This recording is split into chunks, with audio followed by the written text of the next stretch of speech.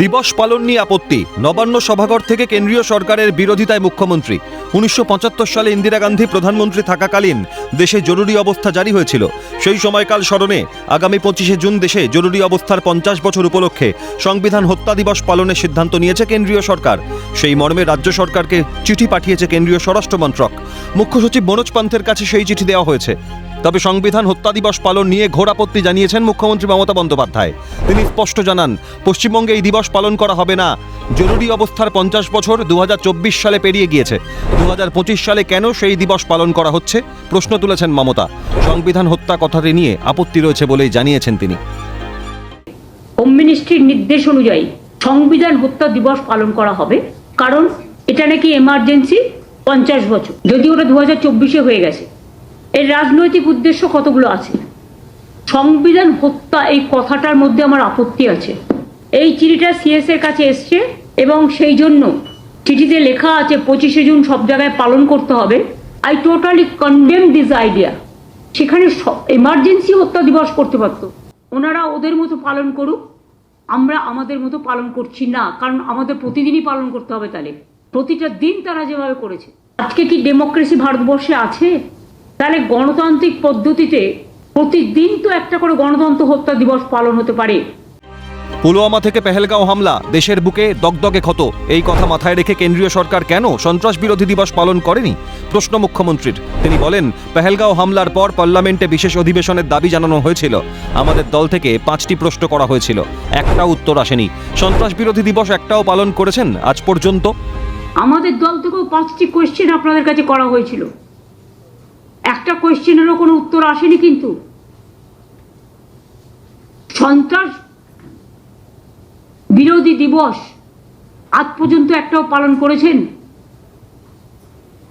পুলওয়ামা হলো, পহেলগাঁও হলো, মুম্বাই ব্লাস্ট হয়েছিল, আগে পার্লামেন্ট অ্যাটাক হয়েছিল।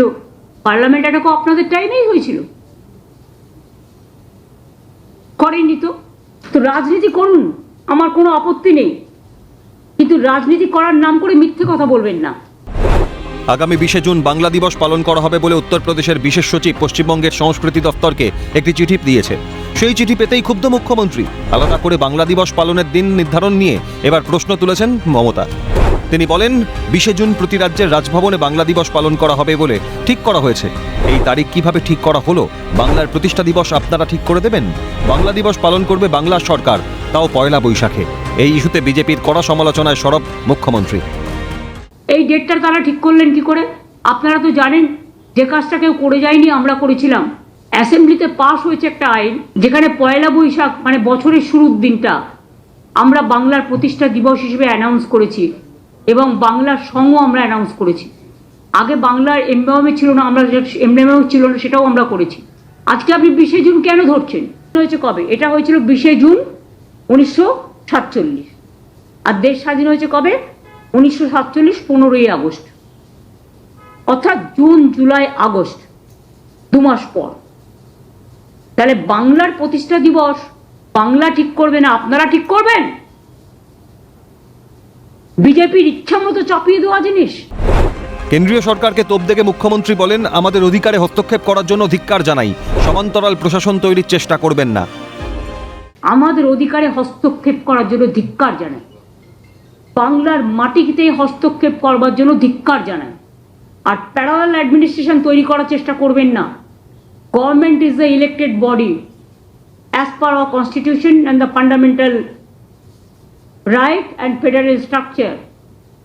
Governor is a nominated man. I have a great respect for that, but that post is different and elected government post is different. আজকে অমিত বাবু আপনাকে বাদ দিয়ে যদি রাষ্ট্রপতি জি সবটা করেন, আপনি কি মেনে নেবেন?